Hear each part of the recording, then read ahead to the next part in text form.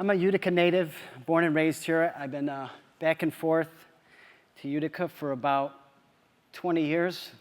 And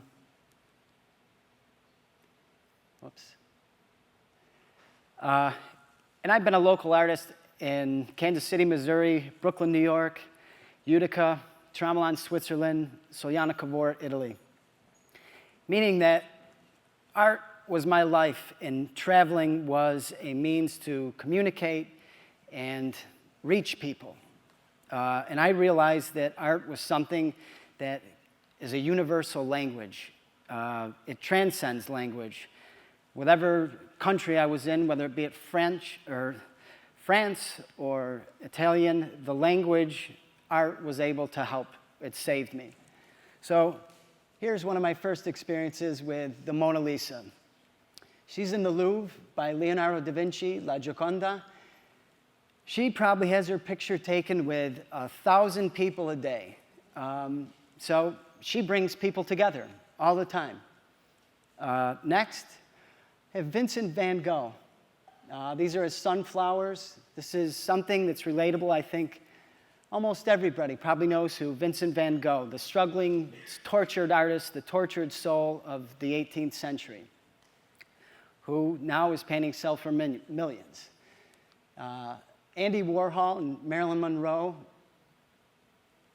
pop art, popular art, the beginning stages of art as a business, mass production, making more prints where the signature is more important than an original piece of art. This here is Jackson Pollock. This painting is in Munson Williams Proctor Arts Institute. It's probably about 20 feet long by maybe 2.5, 3 feet. Now, Jackson Pollock probably spent his life up until maybe 5 years maybe, until he developed this, where he was dipping his brush and moving along the canvas on the floor, never touching it. But he painted his whole life, and he found his voice through not touching the canvas with these dancing rhythms and abstract expressionists. Here we have another local artist, Stephanie. She painted this from her wheelchair. The comparison here is the challenge of art, and I want to say how proud I am of Steph. This painting was in the sidewalk show of Munson Williams Proctor Arts Institute, the annual. She beat out probably 50 people. She's a local artist that I have the pleasure of working with. I am a tracker with upstate cerebral palsy, and I work with individuals and help them create art. This here is an experiment. She had the assistance of a tracker and myself, where she's squeezing the tubes of paint onto the floor, which has the canvas there, and then the canvas stretched, so on and so forth. So what I will do is give you an example of the artistic realization technologies that were invented by Tim Leffin. So thank you for Tim. What we have here is the level of communication between a tracker and the artist, depending on if they're verbal or not. You're looking for signals. So finding that yes and no, trust, overcoming fear, and developing a rapport and a relationship with the person to make art. So the reason I have this brush is so I can use this for an example to show you our point system and a laser system, as you can see here with the laser. This painting, everything, all the decisions are made by the artists. All ego from me, everything, all my artistic critiques, everything is gone. I'm not a teacher. I'm not there to critique them. I'm just there as a vehicle. I am the brush. From here, we're starting with a painting that's about this big. So they decide from the top how you come down, and they tell you when to stop. You stop there, then you come across, stop there, there. You have your size of the canvas you want to work. From there, they can choose background, whether it's one color, two colors, or they can work on a raw canvas. Here we have, she paints with gold, and then she starts working with the laser system. I'll just give a quick example of the laser system.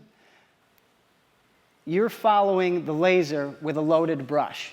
So wherever that laser goes, you're following it, and you're keeping your eye on that laser. However fast it moves, however slow it moves. Here's the point system where, as you come down to the canvas, they tell you where to stop. So you stop, and then you come across, and wherever you stop, wherever they tell you to stop, you stop there. You mark a point. Would you like to make more points? Would you like to make a circle? Would you make a line?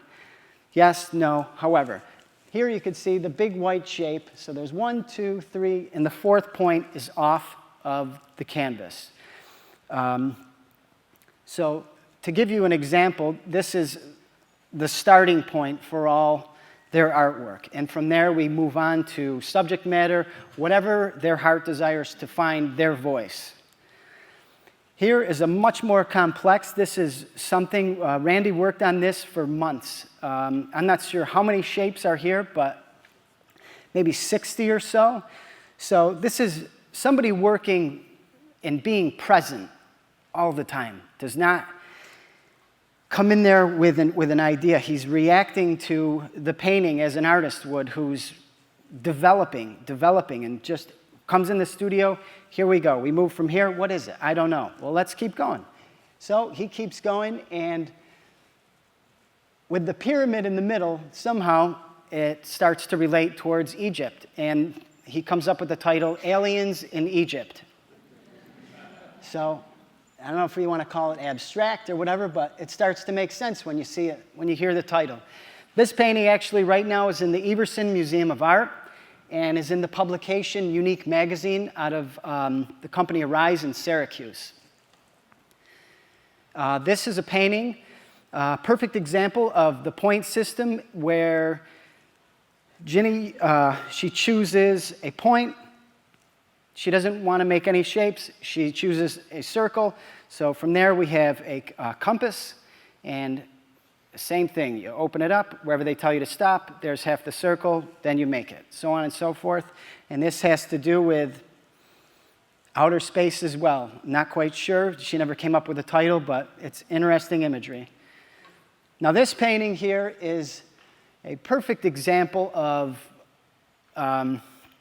the laser system where, for me to describe it, it's like a phantom taking over.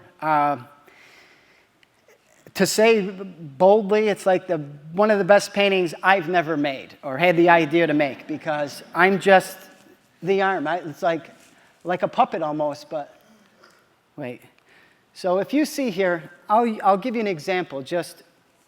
She uses this with her hand, but my hand's a little shaky. But if you see with the head, it can be very exact and slow. She uses her hand, so it's from here. If it's from 4 feet, you can see how much this moves. And if you see here, you can trace how quick this moves. So if you're doing it, after she's chosen her color, the size of the canvas, everything, the paint is mixed, ready to go. Say if that laser's up here, she's, okay, find the brush. So as soon as she hits, you're off, and you're following it, and you're moving all over, however, until that paint is gone. And you stand back, you look, how did that happen? You're sweating, your back hurts, your knees are getting tired. And you're like, are you done? No, more. Okay, well, what's the next color? So then you move on to, it's orange and then yellow, and they have the choice whether they can paint wet into wet. And with this system, it's much easier painting wet into wet because the paint keeps moving. If it's dry, it doesn't flow as well. But you still have, you can see the source of energy that just keeps going and going and going. This painting here it's also a painting that's on the ground, and it's kind of like a monoprint, if anyone's familiar with printing. So we have a piece of plastic, and Randy chooses which colors he'd like to paint with. So he has 3 bands of color. He wants, I think it's red, white, and blue. There's 9 in total. The paint goes onto the plastic. We wet the canvas a little bit, and then Randy drives over the painting. back and forth, side to side, rehearse, reverse, till he's made his mark. So then we switch. He does 3 bands the other way, vertical. Same thing, goes over and over. We dry it, then wet it again, and then he does it again. And as you can see, the beautiful results, it leaves me speechless sometimes. This here is a painting from Amanda, who, with her determination, she did not want to use the laser system or the point system anymore. She wanted to hold the brush herself and get in there. So, all I do is hand her the brush, whether it's loaded, and then she goes at it. And from here, it's almost like she's lassoing something. And when she hits, and this is from the wheelchair, she hits it and then scrapes and slowly drags on the bottom. And if you could see closely, it forms these pills that you have to have such a sensitivity to the canvas itself that after 25, 30, 40 layers of paint, which she's doing, you have these pills and this rough surface on the bottom. And as an artist, I've painted over I don't know how many paintings, but other people tell me that maybe it was a mistake, whatever, but I did it, So this painting is a perfect example of seen when it stops, and this is where I know I have to be selfless and keep my ego out of it. I'm not a teacher. I'm not critiquing. Like, oh, God, you should stop. I keep my mouth shut. But on she goes. There's 10 beautiful paintings, and then, she still finishes. It's a knockout. So here we have Randy. This is, can anybody guess what it is? It's a scene from a movie. Yeah, how much for the goose, Wonka? This is the waterfall, the Chocolate River.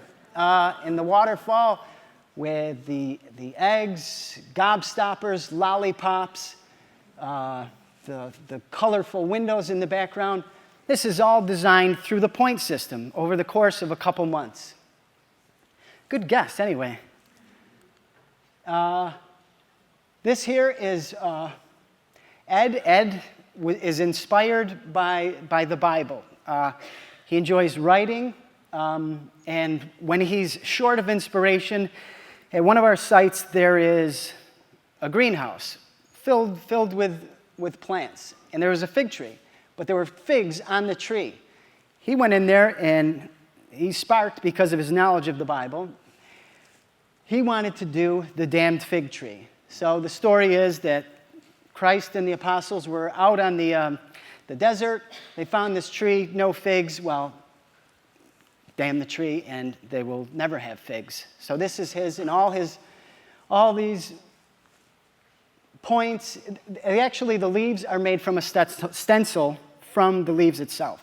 So this here we have Dan. This is Chef Ramsay, and I think it says, "Oh, there are eyeballs in my food," and you can see. You could see the eyeballs. They're right here. So there's the eyeballs. So Dan's done many topics, from Nosferatu, Godzilla, to Fuzzy Bear, Nelly Furtado, Alice Cooper as Frankenstein, Chef Ramsay. Well, Dan did a show. He had a solo exhibition. He sold a few paintings. And I was unable to work with him for a couple of months. And I think he was very proud of himself. He sold a few paintings. He felt good. I haven't seen him in 3 months. He shows up with a fedora, sunglasses, a smoker's leisure jacket, and a suitcase full of paintings. Pushes them in front of me and says, "I want you to sell these for me." And I'm not your agent. So here's another painting. This is more of a heartfelt piece from Dan. This is a packet of cigarettes, pleading, "Please stop smoking. It killed my grandfather." Dan went on to make a gift, just as an example. There was a lot of darkness. His characters, he loves horror movies, but he loves all sorts of things. But he painted a sunflower as a gift for his cousin's wedding, and he wanted me to frame it and use it as a gift. So It was a great progression to see this. Here we have Steph again.